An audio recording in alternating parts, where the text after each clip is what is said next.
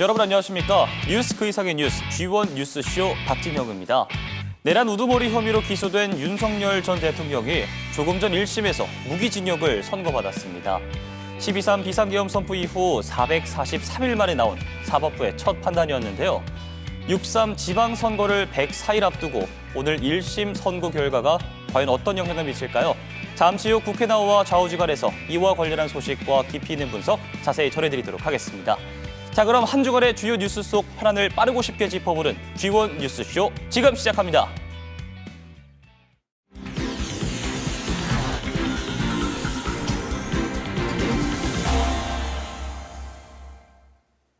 네, G1 뉴스쇼 궁금한 정치권 소식 알아보는 국회 나올 시간입니다. 국회 연결해서 자세히 들어보도록 하겠습니다. 김도환 기자. 네, 국회입니다. 네, 오늘은 역시 윤석열 전 대통령 1심 선고 이야기를 먼저 해야 될 것 같습니다. 조금 전 결과가 나왔죠? 네, 오후 3시에 재판 시작해서 오후 4시쯤 결과가 나왔습니다. 앞서 말씀해 주신 것처럼 윤석열 전 대통령에 대해서는 무기징역이 선고됐습니다. 김용현 전 국방부 장관은 징역 30년이 선고됐습니다. 1심 재판부는 국회에 군을 들여보낸 것 자체가 핵심이다, 이렇게 거듭 밝혔습니다. 이번 재판에서 윤석열 전 대통령이 받는 혐의는 두 가지였습니다. 하나는 내란, 즉 비상계엄 선포 이후 군경을 동원해서 국회 등 헌법기관을 무력화시키려고 했다는 것이고, 두 번째는 대통령의 직위를 이용해서 군경을 부당하게 출동시켰다는 것, 직권 남용 혐의입니다. 1심 재판을 맡은 지규현 재판부는 혐의를 모두 인정했습니다. 국회나 선관위 진입은 모두 폭동이라고 했고, 국헌문란의 목적이 모두 인정된다고 밝혔습니다. 피고인들의 잘못된 판단 때문에 명령에 따른 수많은 공직자와 관계자들이 고통받고 있다고도 덧붙였습니다. 특히 군을 국회로 보낸 사실이 핵심이라고 거듭 말했습니다. 이 부분은 계엄이 국가 긴급 조치로서 정당한 권한 행사였다는 윤석열 전 대통령 측 주장을 반박하는 견해인 것으로 보입니다. 정당한 행위였고 금방 끝나서 피해도 없었다는 식의 반론은 인정할 수 없다는 거죠. 다만 재판부는 계획이 치밀하지 않았고 물리력 행사를 자제하려 했다는 점, 또 고령인 점 등을 양형에 반영했다고 밝혔습니다. 앞서 검찰은 사형을 구형한 바 있습니다. 윤석열 전 대통령 변호사 측은 결과를 인정하기 어렵다고 반발했습니다. 재판부가 증거가 없는데도 상황에 비추어서 결론을 냈다면서 특검이 정해준 대로 결론을 내는 것이라면 차라리 재판 없이 선고하라고 강하게 비판했습니다. 법과 원칙이 지켜지지 않는 대한민국 형사소송 절차가 참담하다면서 항소를 해야 할지 회의가 든다고도 밝혔습니다. 2심부터는 내란 전담 재판부가 재판을 맡아야 하기 때문에 만약 항소심이 진행되면 이 부분도 논란이 될 수 있어 보입니다.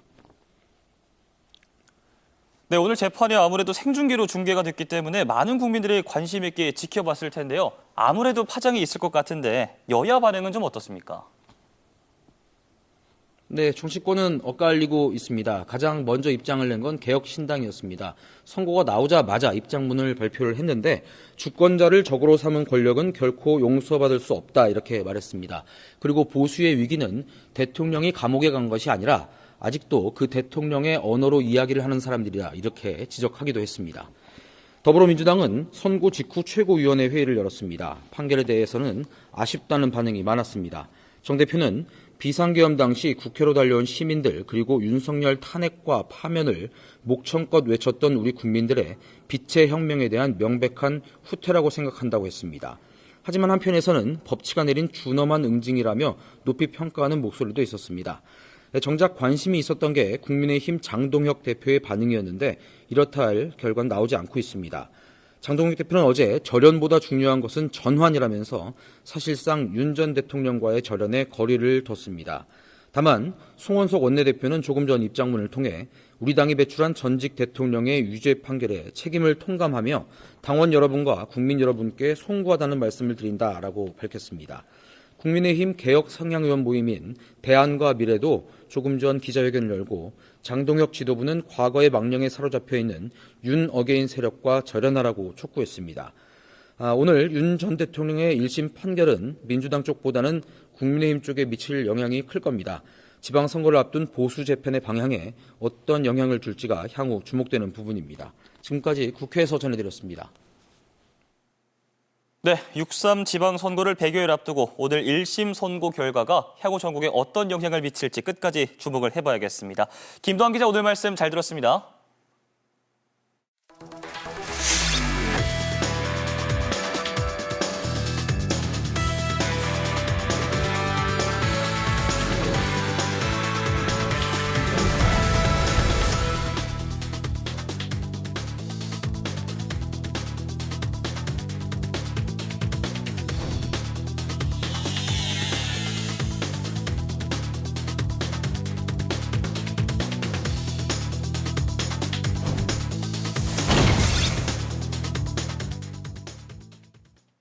네, 이번 순서는 돈의 주요 인사와 화제 인물을 초대해 이야기 나누는 이슈 토크 시간입니다. 지금 이 순간 우리가 이렇게 안심하고 생활을 할 수 있는 것, 밤낮 없이 도민들의 생명과 안전을 지켜주는 경찰 여러분 덕분이라고 생각이 드는데요. 아마 많은 분들이 저처럼 평소 경찰관 여러분께 감사한 마음을 갖고 계실 거라 생각합니다. 그래서 오늘 이슈 토크에선 강원경찰을 대표해서 최근 취임 100일을 맞은 최현석 강원경찰청장을 모시고 안전한 강원을 위한 민생 치안 전략은이라는 주제로 자세한 이야기 나눠보도록 하겠습니다. 청장님 어서 오십시오. 반갑습니다. 네, 먼저 우리 많이들 아시겠지만 시청자분들이 지금 이분이 우리 강원을 지켜주시는 강원경찰 대표님이시구나, 대표하는 분이시구나 하실 것 같은데 도민 여러분께 인사 말씀과 100일을 맞은 소회도 짧게 좀 부탁을 드리겠습니다. 알겠습니다. 존경하는 강원도민 여러분, 강원특별자치도 경찰청장 최현석입니다. 설 명절은 잘 보내셨는지요? 이번 연휴 기간 동안 도민들을 편안하게 지켜드리고자 어제까지 약 10일 동안 특별치안 대책기간을 마련해서 운영하였습니다. 도민 여러분들이 적극적인 협조 아래 큰 사건 사고 없이 아주 무난하게 마무리할 수 있었습니다. 다시 한번 감사드리고 항상 건강하시고 행복한 추억들이 가득한 올 한 해가 되시기 바랍니다. 예, 저는 말씀하시는 것만 들어도 벌써 든든하거든요, 좀. 네. 그러니까 이제 취임을 하시고 4개월이 넘으셨잖아요. 예. 강원경찰청이 민생과 직결된 범죄 수사에 큰 성과를 올렸다고 들었는데 이건 어떤 부분입니까? 예, 지난 4개월 동안 저희 강원경찰은 도민의 일상을 지켜드리고자 수사 역량을 집중하였습니다. 특히 보이스피싱 등 민생 생계를 위협하는 이 악질 사기 범죄에 대해서 집중적으로 수사하자고 최일선의 과제로 선정했습니다. 예. 단순한 검거에 그치지 않고 범죄 조직의 상선을 추적하고 그리고 범죄 수익을 환수를 함으로써 재범 가능성을 최소화할 수 있도록 노력하였습니다. 예를 들자면 지난해 전 국민적인 관심을 이끌었던 캄보디아발 조직적 사기 범죄가 있었습니다. 저희 강원경찰은 이에 대응하여 캄보디아에 거점을 두고 군 간부, 정당 등을 사칭해서 총 560차례에 걸쳐 노쇼 사기 사건, 즉 물건을 사거나 팔려고 하고 기망한 다음에 돈을 내지 않고 아니면 돈을 받고 도망가는 행위를 말하죠. 이를 통해서 약 70억 가량의 금액을 편취한 조직원 114명을 검거하였고 또한 다수의 피해자들에게 불법 대출을 해준 다음에 연 최대 24,000%이라는 말도 안 되는 이자를 붙여 총 35억 원의 범죄 수익을 챙긴 불법 사금융 범죄 조직 3곳, 조직원 총 46명을 검거한 바 있습니다. 그 결과 강원청 최초로 보이스피싱을 전담하는 수사팀 전원이 특별 승진하는 영광을 누렸고 작년 하반기 국제범죄 특별단속 우수팀 평가에도 저희 마약수사팀이 당당 전국 2위에 선정되는 등 의미 있는 성과를 거둔 바 있습니다. 그러게요. 지금 말씀하신 보이스피싱 하면 사실 연세가 있으신 분들이 주로 피해를 좀 입는 범죄로 좀 인식이 되어 있는데 최근엔 그 피해가 연령대가 좀 많이 확산되고 있거든요. 그러니까 강원 지역의 보이스피싱 20, 30대 피해자가 최근 2년 사이에 2배 넘게 증가를 했습니다. 청장님 어떤 점을 좀 특별히 주의하면 좋을까요? 그렇죠. 우리 청년 세대, 2003년 세대들에 대한 보이스피싱 피해가 늘어나는 건 사실입니다. 그 이유는 과거 수법이 이제 진화돼서 상당히 진화되고 고도화되고 있기 때문입니다. 사실 전문청이 주로 온라인 환경에 익숙하다 보니까 이를 정교하게 교묘하게 파고들고 있습니다. 예를 들면 SNS라든가 메신저를 통해서 취업, 대출 등을 미끼로 접근하든가 아니면 기관, 지인을 사칭하여 문자를 보낸 다음에 그 속에 있는 내용을 클릭하도록 유도하는 행위. 그래서 계좌 확인이나 자금 보호를 위해 한다는 이유로 송금이나 비밀번호를 요구하는 행위 등에 대해서는 각별히 주의를 당부드립니다. 특히 우리 경찰을 비롯한 우리 관공서나 금융기관은 전화나 문자로 여러분께 계좌번호를 알려고 하든가 아니면 이체를 절대 요구하지 않습니다. 그러니까 이런 경우에는 혼자 판단하지 마시고 잠깐 멈추시고 의심하시고 즉시 112 또는 금융감독원 대표전화인 1331을 누르시거나 가까운 경찰서에 방문하셔서 즉시 확인하시기 바랍니다. 다시 한번 요약드리자면 잠깐 멈추고 의심하고 확인하는 습관, 이것이 가장 최고의 예방책이라고 볼 수 있습니다. 멈추고 의심하고 확인까지 세 가지 포인트를 더 짚어주셨고요. 그럼 청장님이 보시기에 강원도의 안정된 치안 유지를 위해서 지금 가장 시급히 해결해야 될 과제가 있다면 무엇이라고 보십니까? 네, 저희가 가장 시급하게 대응해야 될 치안 과제는 총 세 가지로 한번 꼽아봤습니다. 첫째는 아까 말씀드렸다시피 보이스피싱을 비롯한 금융사기 범죄의 예방과 단속입니다. 둘째, 어르신들의 보행 중 교통사고를 예방하고자 합니다. 고령의 어르신들이 많은 우리 강원도의 특성상 어르신들께서 거리에 나오셔서 보행하는 도중에 교통사고를 많이 당하고 있습니다. 저희 경찰은 이를 예방하기 위해서 다양한 홍보 활동과 시설 개선 작업을 진행하고 있는데요. 어르신들께서는 도로를 건너실 때 항상 좌우를 꼼꼼히 살펴보시고 건너주시고 야간에는 밝은 옷으로 입고 다니시고 마지막으로 도로를 따라서 건너가실 때는 차량과 마주보는 방향으로 걸어가시는 습관을 길러주시기를 당부드립니다. 마지막으로 주치자 보호 전담 센터의 운영입니다. 주치자의 음주소란 행위가 빈발하게 발생하고 있어 저희 경찰들이 이에 대응하느라고 상당한 경찰력의 낭비를 초래하고 있습니다. 그러다 보니까 정작 중요한 사건에서는 저희들이 집중적으로 치안 활동을 할 수 없는 그런 사건들이 빈발하고 있습니다. 그리하여 범죄자가 아니지만 위험성이 상당한 우리 주치 운전자들은 저희들이 전담하여 보호할 수 있는 센터를 마련하고 지자체를 비롯한 보건당국과 합동으로 이들을 관리할 수 있는 체계를 만들고자 관련 기능과 같이 논의 중에 있습니다. 이것이 마련된다면 주치자들도 안전하게 보호할 수 있고 아울러서 경찰력의 낭비 없이 진정한 치안 활동에 집중할 수 있는 그런 계기가 될 것으로 기대하고 있습니다. 그러게요. 청장님 말씀 들어보면 민생 치안을 좀 강조를 하시는데 지난 2일부터 강원경찰 모든 기동대가 지역 지구대와 파출소에 집중 배치가 됐다고 하는데 전국에서 처음이라고 들었거든요. 이거는 네. 어떤 부분입니까? 맞습니다. 저희들이 지난 2일부터 전국 최초로 기존의 집회 시위만을 담당했던 경찰관 기동대 네. 중에서 142명을 우리 강원도 내 치안 수요가 높은 27개 기동대, 네. 지구대 파출소에 집중 배치해서 운영 중에 있습니다. 이 배치는 단순하게 인력을 증원하는 개념이 아닙니다. 이 경력들을 그야말로 최예선의 순찰팀에 각각 전속 배치함으로써 기존 순찰팀원과 같은 어떤 소속감과 책임감을 가지게 하게 될 겁니다.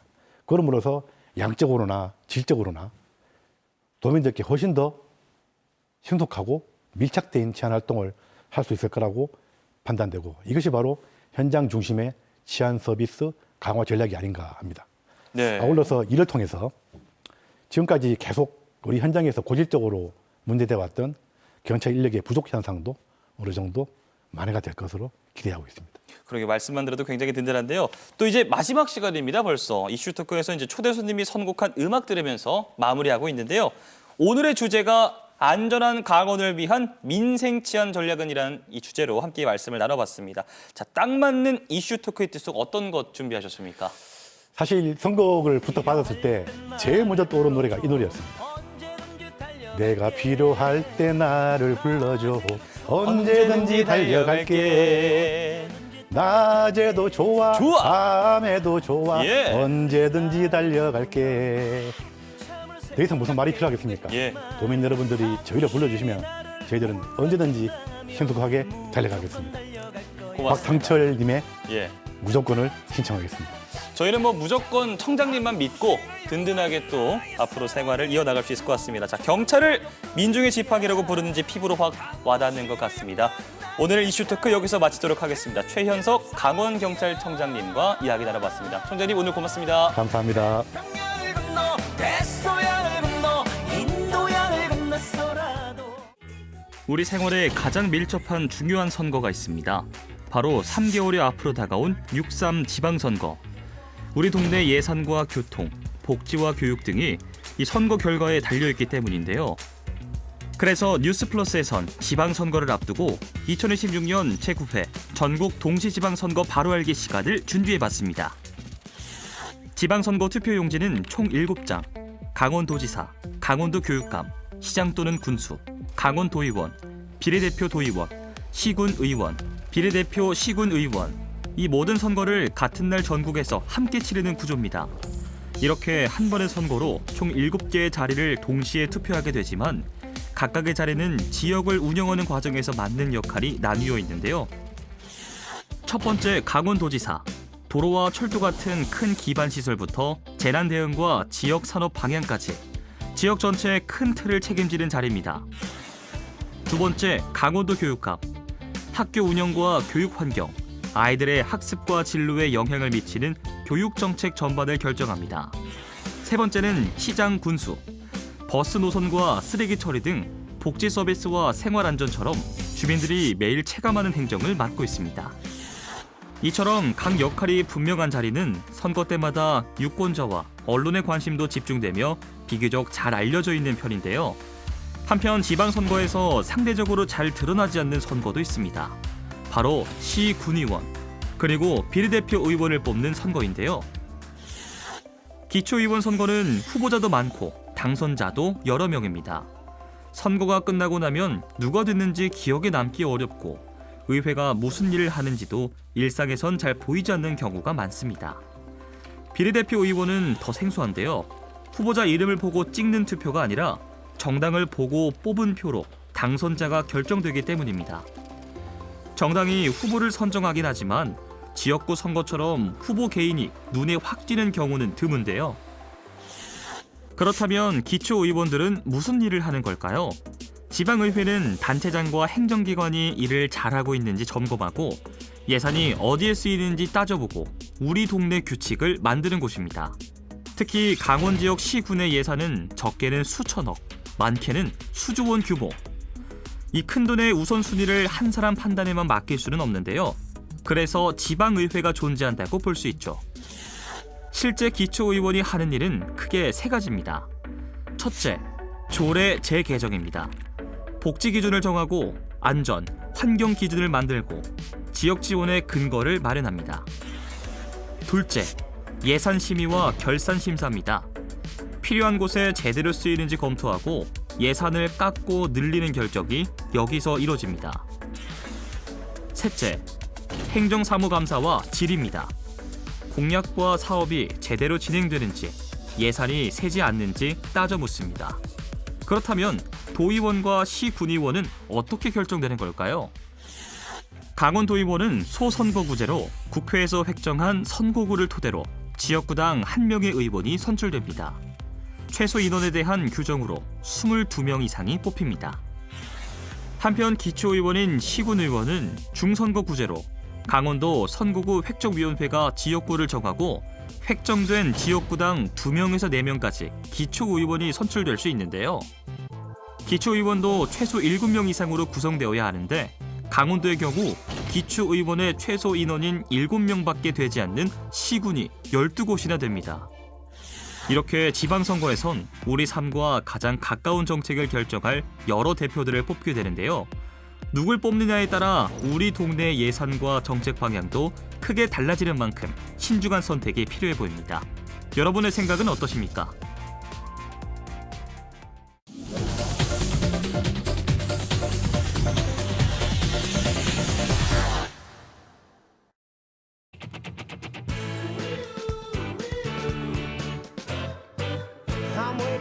네, 한 주간 있었던 가장 핫한 이슈를 골라 탈탈 털어드리는 시사토크 보이는 라디오 좌우지간에 오신 여러분 진심으로 환영합니다. 진보와 보수를 대표하는 여야 정치 고수들의 썰전쟁 좌우지간, 오늘도 함께 하실 두 분 소개해드리겠습니다. 언제 봐도 뚝 부러지는 분이죠. 젊고 강한 보수 강대규 변호사, 그리고 진보와 중도를 아우르는 이분이죠. 외유 내강용 팩트폭격기 유재범 더불어민주당 강원도당 정책차작 두 분과 함께 이야기 나눠보도록 하겠습니다. 안녕하십니까? 네, 안녕하십니까? 자, 좌우지간 오늘은요, 443일 만의 결론과 104일 앞으로 다가온 지선 어떻게? 라는 주제로 이야기를 나눠보도록 하겠습니다. 자, 시작부터 설레는데요. 어떤 답변들 해주실지 궁금합니다. 일단 내란 우두머리 혐의로 사형에 구형된 윤석열 전 대통령이 1심에서 무기징역을 선고받았습니다. 그러니까 재작년 12월 3일 비상계엄이 선포가 된 지 이제 443일 만에 나온 사법부의 첫 판단이거든요. 두 분 어떻게 보셨는지 궁금한데 먼저 변호사님 여쭤볼게요. 네, 일단은 선고 과정을 묵묵히 무겁게 지켜봤습니다. 서울중앙지법 형사 35부에 소속된 재판부 판사님들께서 얼마나 많이 고심을 하셨을까 생각이 들면서 그 관련돼 속해 있는 직원들도 그 방대한 사건을 정리하기 위해서 많은 고민을 했을 것이다라고 생각이 됩니다. 이 모든 것을 시간적으로 정리하고 또 국민에게 납득하기 위해서 판시를 한 것이고요. 결국 맹점을 말씀드리자면 국헌문란의 목적도 인정되고 폭동도 있었다. 그 어떠한 목적의 정당성을 갖는다 하더라도 국회에는 군을 투입해서는 안 됐었다라고 말을 하면서 성경책을 읽기 위해서 촛불을 훔치면 안 되는 것이다 라고 판시를 내렸습니다. 저는 그리고 마지막에 양형의 이유를 설명하면서 판사님들이 정말 배려심을 보였다고 하는 게 이 현장에 있는 지금 법원에서 재판을 받고 있는 피고인들 이외에 그 피고인들의 행위로 인해서 군과 경찰에 있는 그 부하 직원, 또 부하 직원의 부하 직원, 부하 직원의 부하 직원의 부하 직원까지 얼마나 많은 혼란을 겪지 않았냐. 이게 상명하복이 인정되는 그러한 기관이기 때문에 그러한 사람들도 지금 혹독한 그 고초를 겪고 있는데, 그러한 문제에 비춰봤을 때 이 사안이 매우 엄중하지 아니하다고 말할 수 없다라고 하는 그 판사님의 판시에 대해서는 겸허히 존중하고 인정합니다. 네. 네, 차장님 네. 여쭤볼게요. 어떻게 보셨습니까? 일단은 그 지기현 판사가 그동안 보여준 행태를 볼 때 예를 들어서 이제 날이 아닌 시간으로 계산을 해서 윤석열에 대한 구속 취소를 결정했을 때부터 좀 사실은 사형에 나올 거라는 기대는 개인적으로 하지 않았습니다. 오히려 일각에서는 야, 이거 공소기각 나오는 거 아니야라는 우려도 있었지만 다행히 그런 상황은 나오지 않았고요. 뭐 주문 선고 이제 윤석열, 김용현, 노상원 뭐 이런 분들의 이제 선고 형량을 볼 때는 그래도 예상한 만큼은 나온 건 맞으나 다만 그 결과에 이르는 과정에서 조금 아쉬운 점들이 몇 가지가 있었다라는 측면. 예를 들어서 이걸 우발적 범행이라는 표현을 쓴다던가 아니면 결과적으로 실패했다 이런 표현들, 이런 취지의 발언을 한 거에 대해서는 좀 과정에서의 부분은 좀 아쉬움이 있었다라는 말씀을 드리고요.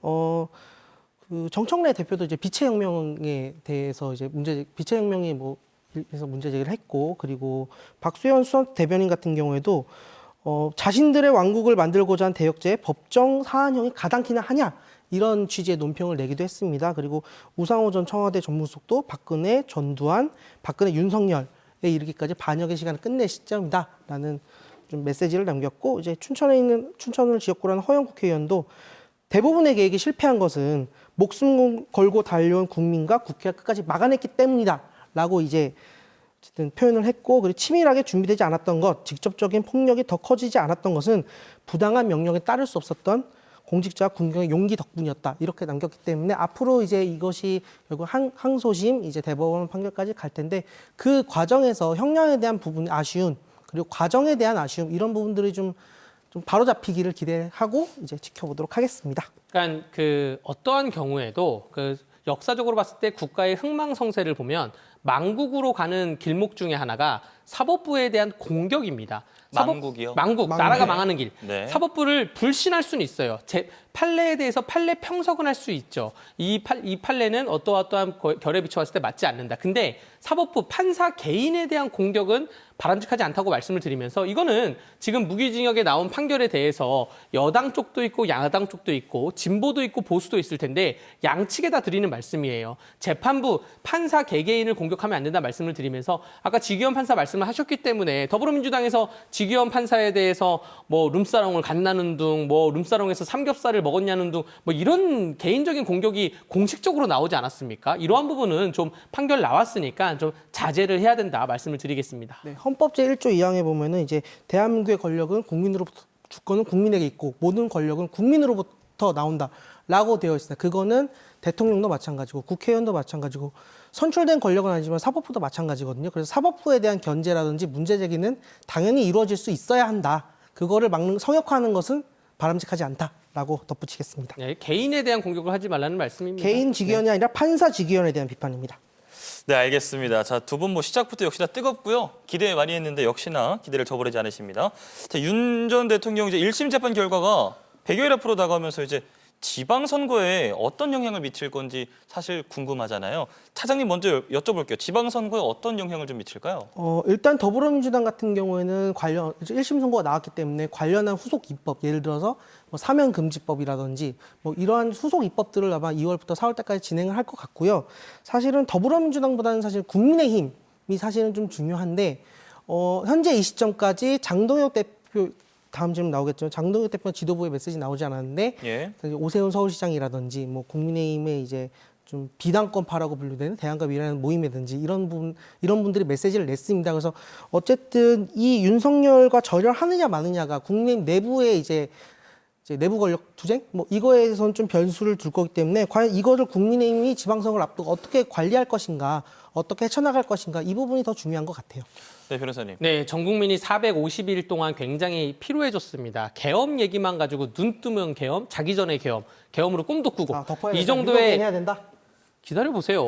지금 왜 이렇게 뭐 무슨 말을 이렇게 사람 말을 끊습니까? 이 계엄에 대해서 얘기하고 있는데 더 이상 국민에게 좀 피로감을 느끼지 않았으면 좋겠습니다. 그런데 그럼에도 불구하고 지방선거는 우리나라가 앞으로 나갈 뭐 미래 AI 혹은 뭐 각종 미래 산업에 대한 얘기를 나눠야 되는데 더불어민주당에서 아까 말씀하셨다시피 뭐 사면금지법을 만든다는 둥, 내란 특검, 종합 특검을 한다는 둥, 내란 특별 점단 재판부의 판사를 누구 추천한다는 둥, 계속 이 사안에 대해서 이미 1심 선고가 나왔는데 이거를 가지고 지방선거까지 계속 이끌어가려는 정치적 목적이 있으니까 국민들이 피로감을 느끼고 영향을 안 받을 수밖에 없다는 생각이 들고요. 또 국민의힘 내부 상황 말씀드렸으니까 말씀을 드리자면 오늘 대안과 미래라는 이른바 친한계 쪽 사람들로 보이는 사람들이 발표를 하면서 배현진에 대한 윤리위 징계를 취소해야 된다고 발표를 했어요.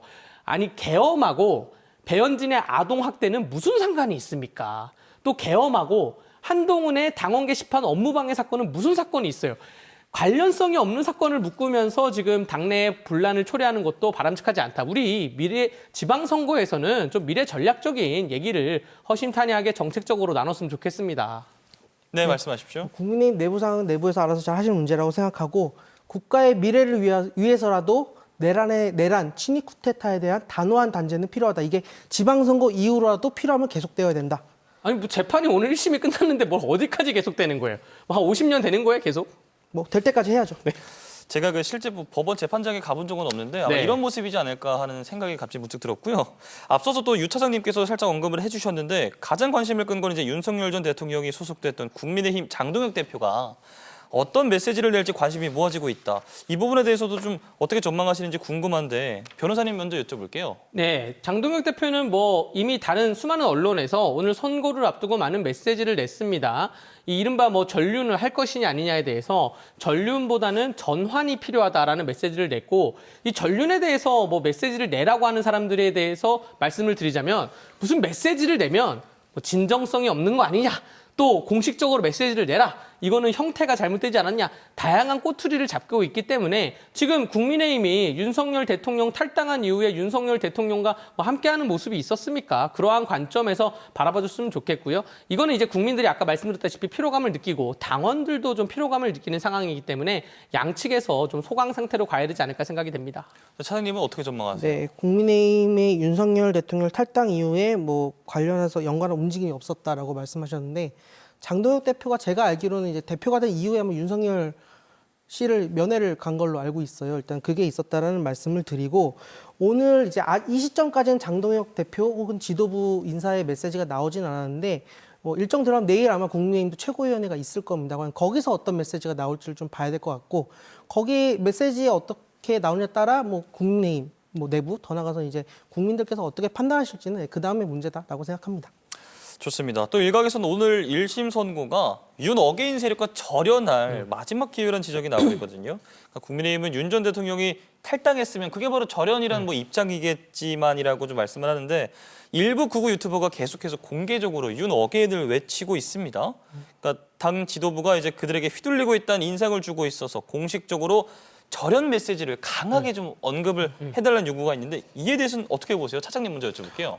일단은 국민의힘 장동혁 대표나 지도부가 메시지를 낸 것은 없는데 최근에 이제 지방선거를 앞두고 이정현 전 의원을 공관위원장으로 선임을 했습니다. 근데 이정현 공관위원장이 대표적인 호남 친박 윤어게인 인사입니다. 네. 윤어게인이에요? 이정현이? 이거 말씀 윤어게인이죠. 따라줘야 돼요. 네. 이거 저는 그렇게 확신합니다. 왜냐하면 작년 그럼 2월 사견? 달에 예. 그 문제 그 고성국 TV에 나와서 이정현 전 공관위원장이 뭐라고 발언했느냐. 윤 어게인 탄핵 반대하시는 분들 향해서 눈물나게 감사하다. 여러분은 자유를 지키는 수호자이자 숨은 영웅이다. 여러분이 이순신이다. 라고 강조를 했고 또 윤석열 대통령의 최후 진술에 대해서는 오늘 아침까지 5번을 읽으면서 우리가 옳았고 그들이 틀렸다라는 확신을 갖게 됐다라는 표현을 했거든요. 근데 이 공관위원장 선임이 발표된 이후에 관련한 메시지를 따로 내진 않았지만 그 전에 냈던 이 메시지를 번복하거나 부인하진 않았거든요. 저는 그러지 않기 전까지는 장동혁 대표와 지도부의 윤 어게인 행보는 계속되고 있는 것이라고 확신합니다. 네, 변호사님. 네. 아니, 윤 어게인의 대표적인 사람이 이해훈 전 장관 후보자였잖아요. 그런 사람을 이재명 대통령이 기획예산처 장관으로 앉히려고 하다가 낙마한 그런 경우가 있는데 상기시켜줬으면 좋겠고요.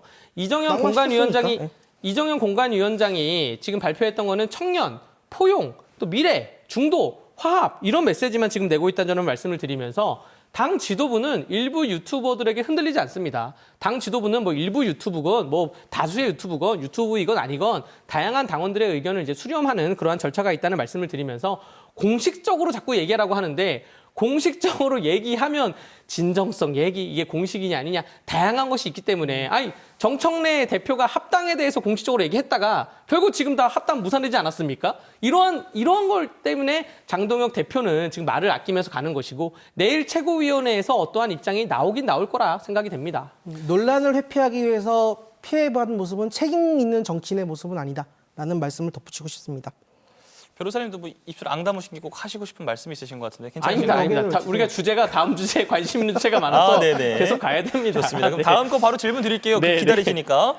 국민의힘이 중도 배원 확정을 위해서 당명 개정에 나섰거든요. 그러니까 일주일간 진행된 대국민 공모전에서 국민, 자유, 공화, 미래, 뭐 새로운 등등 뭐 포함된 당명이 다수 제안이 됐고요. 네. 3일절에 새 당명을 발표한다고 하는데 강 변호사님도 네. 당명 공모전에 참여하셨습니까? 네, 당명 공모전은 참여는 안 했습니다. 되게 당명을 바꾸는 거에는 찬성하는 입장이긴 한데 당명 공모는 참여 안 했고요. 지금 정책 공모전도 하고 있거든요. 정책 공모전에는 한 3가지 아이디어를 내려고 이미 준비를 다 해놨다는 말씀을 드리면서 어쨌든 국민의힘이 선명성을 좀 가져야 됩니다. 특히 시장 경제 자유주의에 대한 선명성을 가져야 되고요. 안보에 대해서도 선명성을 가져야 돼요. 그렇기 때문에 뭐 자유나 공화나 미래 등의 당명이 들어가는 걸 굉장히 찬성하면서 일부 당원들에게 물어봤어요. 그 공모 지원을 무슨 걸 했냐. 어떤 분은 옳은 미래당이라고 공모를 지원했다는 분도 있고, 그러니까 옳다는 게 이제 순 한글 말이죠. 옳다, 바르다, 뭐 이런 얘기인데, 오른쪽이라는 이중 그것도 이중 표현이 될 수도 있고, 그래서 이러한 다양한 당원들의 결국 의견을 받아가지고 지금 당명 TF가 굉장히 당내에서 청년들이 하고 있습니다. 그래서 국민의힘 지금 간판에 중앙당 간판에 뭐 펜으로 지우는 것까지 지금 간판을 했어요. 아, 너무나 궁금합니다. 어떠한 당명이 선정될지. 아마 그 간판업을 하는 사람은 미리 알고 있지 않을까 이렇게 생각이 됩니다. 그래서 기자분들이 취재를 하고 싶으면 간판업자를 취재해야 된다 말씀드리겠습니다. 네. 네, 차장님은 뭐 참여는 안 하셨을 테고요. 네. 이 부분은 좀 어떻게 보십니까? 솔직히 관심은 없는데요. 근데 다만 그나마 좀 빨리 결정된 게 다행이다 싶은 건 이제 내일부터 이제 본격적으로 이제 예비후보 등록자들 이제 기초단체 자치단체 그 의원들이나 이제 단체장 예비후보들이 등록을 시작을 하는데 그게 본격화되는 시점에 사실은 당명을 바꾸는 건 다행이다. 왜냐하면 이게 중간에 바꾸게 되면은 지역에서 뛰고 있는 예비후보자들 엄청 힘듭니다. 돈도 많이 써야 되고. 그거는 다행이다라는 건데 이제 거론되는 키워드들을 볼 때 사실 다 좋은 얘기들인데 그 국민의힘의 역사를 보면 사실 국민의힘의 전신이 이제 이승만의 자유당부터 박정희의 공화당, 전두환의 민주정의당, 뭐 노태우의 민주자유당 뭐 이런 계보드 아닙니까? 그래서 뭐 이런 것들을 좀 연상시키는 이름들이 다 사실은 다 내란을 일으켰던 그런 분들의 이름이고, 사실 미래라고 하는 키워드는 사실은 박근혜 전 대통령을 연상하게 합니다. 박근혜 대통령이 2000년대 초반인가에 한나라당을 탈당해서 독자신당을 창당한 적인데 그 당일은 미래연합이었습니다. 그래서 결국 이제 박정희, 전두환, 박근혜를 연상시키는 이름들이 좀 키워드에 많이 보인다. 근데 그 중에 하나가 되지 않을까 개인적으로 예상합니다. 알겠습니다. 이제는 6.3 지방선거 오늘로서 딱 104일이 남았습니다. 지난 13일 한국갤럽이 발표한 여론조사에서 이재명 대통령의 국정 지지율은 63%를 기록을 했습니다. 그러니까 정당 지지도는 더불어민주당 44%, 국민의힘 22%, 조국혁신당과 개혁신당이 각각 2%였는데요.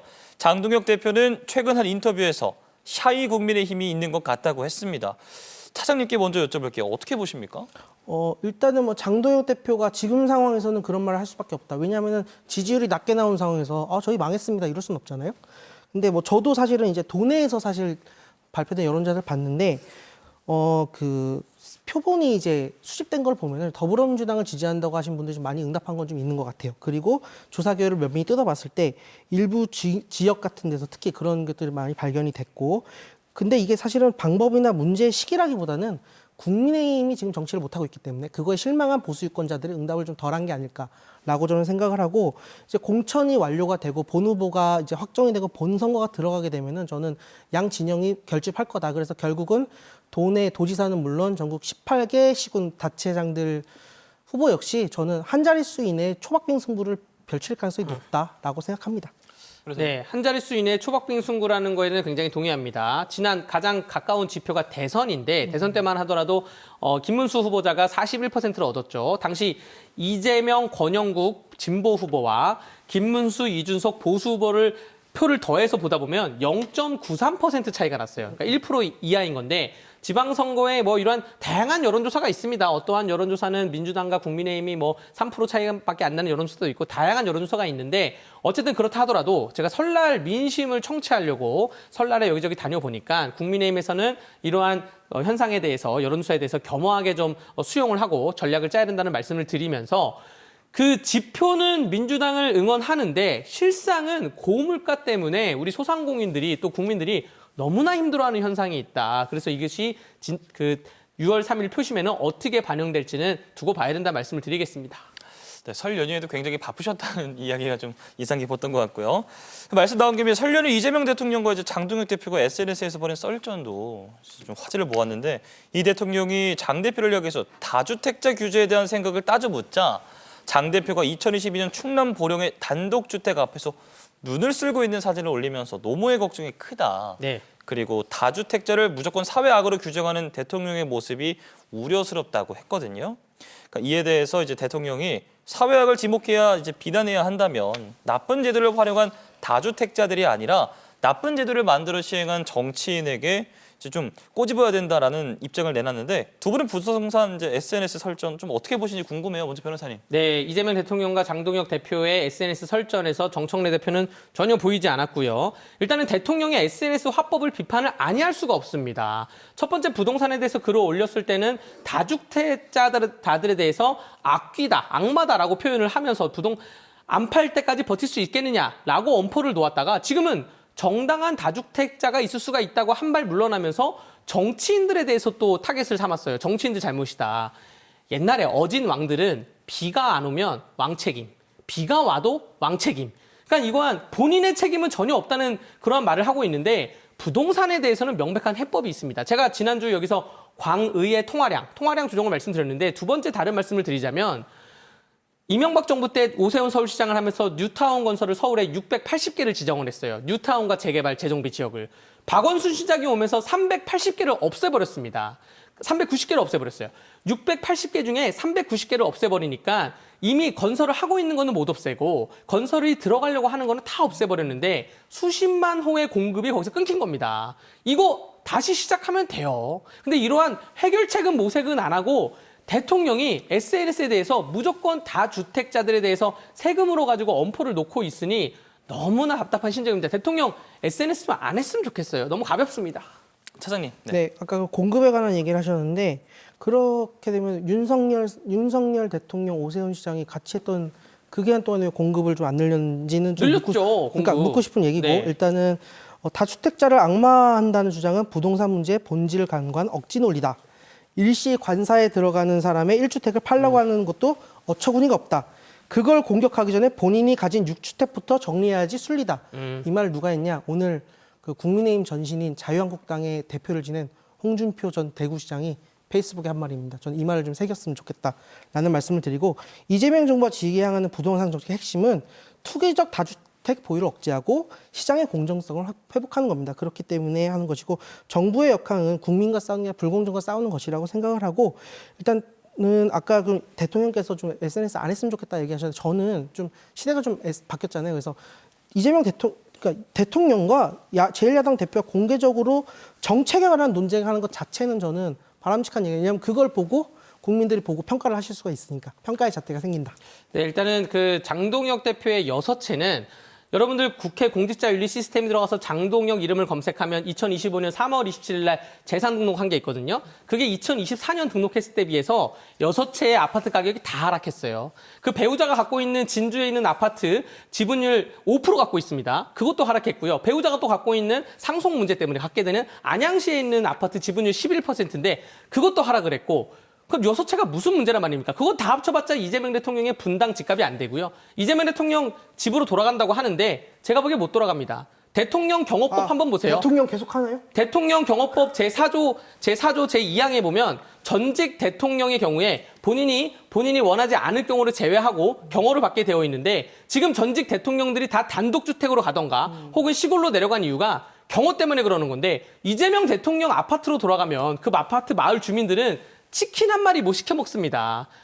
경호처의 직원들이 엘리베이터를 다 잡고 있거든요. 검사를 계속하고 이렇게 불편을 끼치면서 못 돌아가는 거에 제가 그 대통령 경호법을 빌어서 말씀을 드리고요.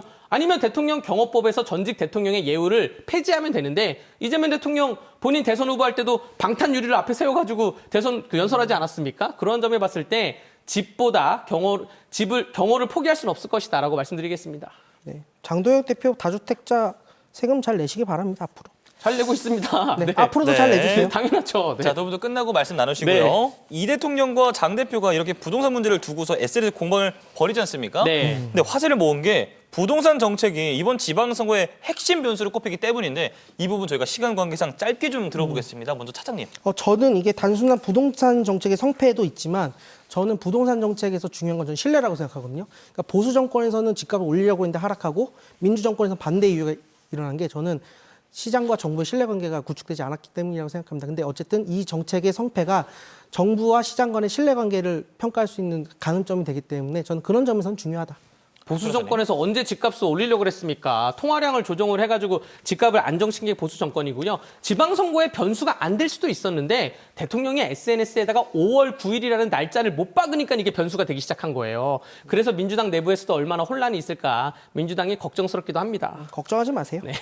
네, 서로 걱정하는 모습 너무나 보기 좋고요. 오늘 6.3 지방선거를 100여일 앞두고 여러 이야기를 좀 나눠봤는데 두 분이 보시기에 우리가 주목할 만한 또 다른 변수가 있다면 뭐가 있을까요? 먼저 차장님. 네, 저는 어떤 일단 변수? 시간이 없으니까 짧게 그냥 키워드만. 시간 괜찮습니다. 괜찮아요? 네네네. 저는 3+1로 정리를 하고 싶습니다. 첫 번째, 앞으로 이제 양단의 공천 과정이 중요한데 여기서의 갈등을 최소화해야 된다.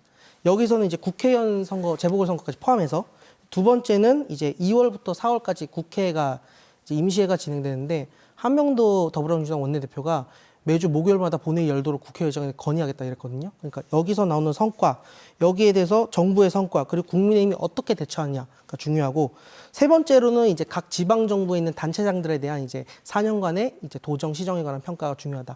왜냐하면 이제 중간 평가의 성격이 있기 때문에 그리고 플러스 하나는 이거는 저는 더불어민주당도 없고 국민의힘도 마찬가지라고 생각하는데 지방선거 시기에 당내 내부 권력 투쟁하는 모습을 보이는 순간 나락으로 가는 급행열차를 탈 것이다. 네. 결국 변수는 아직 해결되지 않은 관세 문제가 있죠. 장관 차관을 아무리 보내고 지금 더불어민주당에서 대미 무슨 투자위원회를 만들었던데 아니, 무슨 짓을 여야 해도 같이 만들었어요. 예, 무슨 짓을 해도 지금 관세에 대해서는 해결이 안 되는 게 변수가 있고요. 결국 가장 큰 변수는 민생입니다. 지금 너무나 물가가 올라가고 있어요. 삼겹살이 지금 200g에 2만 1,000원을 육박했다는 기사까지 나왔습니다. 이러한 상황에서 국민들의 팍팍할 삶이 지방선거에 또 다른 변수가 될 수 있다 네, 말씀드리겠습니다. 아까 좀 3월, 4월에 이제 매주 목요일 본회의를 열겠다라고 말씀을 드렸는데 국민의힘이 중간중간에 필리버스터만 안 해주시면 감사하겠습니다.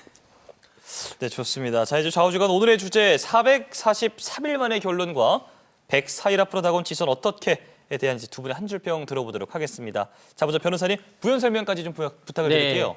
위대한 국민들 감사합니다라고 먼저 말씀을 드리겠습니다. 지난 450일간 중에 얼마나 계엄이라는 사태 때문에 피로하셨겠습니까? 근데 이제 1심 선고가 나왔으니 이 계엄은 뒤로 하고 미래를 향해서 나아가고 정치권도 여기에 대해서 화답을 해야 된다. 지금 고물가, 고환율, 고유가 시대여서 더 고통스러운 나날을 보내시고 계시겠지만 어쨌든 이러한 일련의 사태, 정치권의 여의도 사태는 좀 안정이 됐으니 위대한 국민들에게 감사하다는 말씀을 좀 드리겠습니다. 네, 사장님도 부연 설명까지 위대한 부탁드릴게요. 대한국민의 빛의 혁명에 뜻을 함께 해주셔서 감사합니다. 저는 윤 어게인, 감옥 어게인 이렇게 표현을 했는데 오늘 윤석열 1심 선고 결과를 떠나서 결과에 대한 과정에 대한 아쉬움이 좀 있었습니다. 저는 이유를 불문하고 어쨌든 다음에 있을 항소심 대법원 판결에서도 저는 내란 우두머리 혐의를 벗어나기는 어려울 것이다. 개인적으로는 저는 윤석열 사형이 선고되고 제가 사형 폐지론자이긴 하지만 집행이 되길 희망합니다. 근데 집행이 되지 않는다면 감옥에서 윤석열 만수무강해가지고 감옥에서 죽어서 나오시길 바랍니다. 알겠습니다. 자, 좌우지간 오늘도 강대규 변호사 유재범 정책차장과 함께 이야기 나눠봤습니다. 두 분 오늘 말씀 고맙습니다. 네, 감사합니다. 뉴스 그이상의 뉴스 G1 뉴스쇼 오늘 저희가 준비한 소식 여기까지입니다. 편안한 저녁 보내십시오. 고맙습니다.